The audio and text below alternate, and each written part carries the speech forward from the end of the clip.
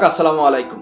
অনেক জল্পনা কল্পনা শেষে সাবেক রাষ্ট্রপতি আব্দুল হামিদ আবারও বাংলাদেশে ফিরে আসলেন। গতকাল মধ্যরাতে তিনি বাংলাদেশে শাহজালাল আন্তর্জাতিক বিমানবন্দরে এসে পৌঁছান। তো এর আগে তিনি যখন দেশ ছেড়ে থাইল্যান্ডে যান চিকিৎসার জন্য, তখন কিন্তু রাজনৈতিক মাঠ থেকে সামাজিক যোগাযোগ মাঠ সব জায়গায় কিন্তু সরগরম ছিল, আন্দোলন হয়েছে, মিছিল হয়েছে, কেন তাকে থাইল্যান্ডে গোপনীয়তার সঙ্গে যেতে দেওয়া হয়েছে। তাকে পালিয়ে যাওয়ার নাকি সহযোগিতা করেছেন কিছু সংখ্যক লোক। এ নিয়ে কিন্তু বিমানবন্দরে কয়েকজনকে চাকরিচ্যুত বা চাকরি হারাতেও হয়েছে। তো এই বিষয়ে আব্দুল হামিদ মধ্যরাতে এসেছেন। কি হয়েছে সেখানে? আব্দুল হামিদ খান থাইল্যান্ডে যান, কিন্তু তার শারীরিক অবস্থা দিন দিন অবনতি হয়। সেই ক্যান্সারে আক্রান্ত। দ্বিতীয়, তৃতীয়, চতুর্থ দফায় এখন চলছে। ডাক্তাররা আশা ছেড়ে দিয়েছে মোটামুটি। তো আব্দুল হামিদ খান বলছে যে আমি দেশে, আমার বাংলাদেশ, আমার জন্ম বাংলাদেশ, আমি এই দেশে শেষ নিঃশ্বাস নিতে চাই।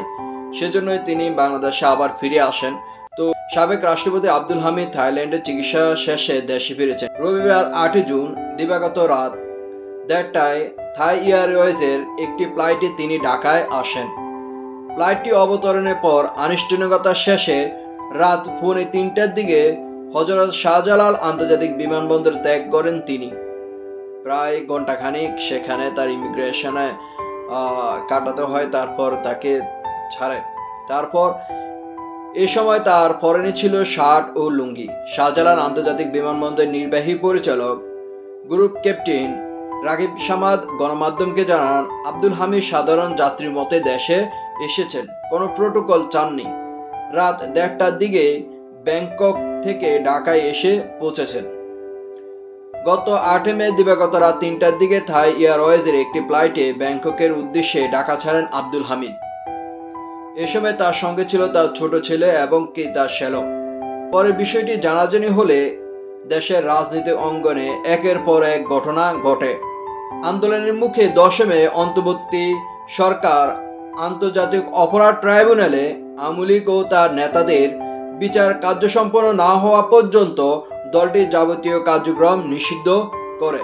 আব্দুল হামিদ 2013 সালের 24 এপ্রিল প্রথম দফায় দেশের 20তম রাষ্ট্রপতি হিসেবে দায়িত্ব গ্রহণ করেন। পরবর্তীতে 2018 সালে 24 এপ্রিল দ্বিতীয়বারের মতো 21তম রাষ্ট্রপতি হিসেবে শপথ গ্রহণ করেন। বঙ্গভবন ছাড়ার পর আব্দুল হামিদ রাজধানী নিকুঞ্জ তারা বাসায় ওঠেন। তো এ হচ্ছে আব্দুল হামিদের সারমর্ম আর কি। তো আব্দুল হামিদ, তার নামে কিন্তু মামলা হয়েছে কিশোরগঞ্জের গণ অভ্যুত্থানের সময়, ছাত্র জনতা গণ অভ্যুত্থানের সময় এই দুনিয়া থেকে চলে যাওয়া বেশ কয়েকজনের। তো এই নিয়ে তাকে আটক এখনো করা হয়নি। তো এদিকে যে আমাদের স্বরাষ্ট্র উপদেষ্টা রয়েছেন, তিনি বলেছেন, জাহাঙ্গীর আলম, যে নির্দোষী যারা, তারা যেন শাস্তির আওতায় না পড়ে বা আইনের ঝামেলায় না পড়তে হয়। যারা দোষী তারাই, এখনো তদন্তাধীন রয়েছে। বিষয়টা তদন্তের পরে হয়তো বিবেচনা করা হবে। আবার হয়তো বা আব্দুল হামিদের ক্যান্সারের বিষয়টা বা অসুস্থের বিষয়টা বিবেচনা করছে তারা, সরকার, কারণ বেশি সময় নাই, হয়তো আল্লাহ তাআলা যে কোনো সময় তাকে নিয়ে যেতে পারে। আবার এদিকে সাজ্জিদ আলম বলছেন যে এদিকে আমাদের ব্লুটুথ বয় সাজ্জিদ আলম, যাকে মাঝে মধ্যে আমি সমালোচনা করি, তো সে বলতেছে যে অন্তর্বর্তীকালীন সরকার যারা আগের আওয়ামী লীগের দূষর বা আওয়ামী লীগকে সাপোর্ট করেছে, যারা অন্যায় করেছে, তাদেরকে আইনের আওতায় এনে বা এটা আইনের প্রক্রিয়াধীন, সেজন্য সে বলছে আইনিভাবে সেটা মিটমাট হোক বা আইনিভাবে সেটা হোক। তা আব্দুল হামিদের বিষয়ে বলছে যে সেটা আইনিভাবেই হোক। তো সব মিলে কিন্তু আব্দুল হামিদ, অনেকে বলছেন পালিয়ে গিয়েছে, চলে গিয়েছে, শেখ হাসিনার মতো আর আসবে না দেশে। জল্পনা কল্পনা শেষে আব্দুল হামিদ কিন্তু বাংলাদেশে এসেছেন।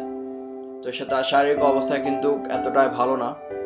সবাইকে, তার পরিবার কিন্তু ইতিমধ্যে দোয়াও চেয়েছেন।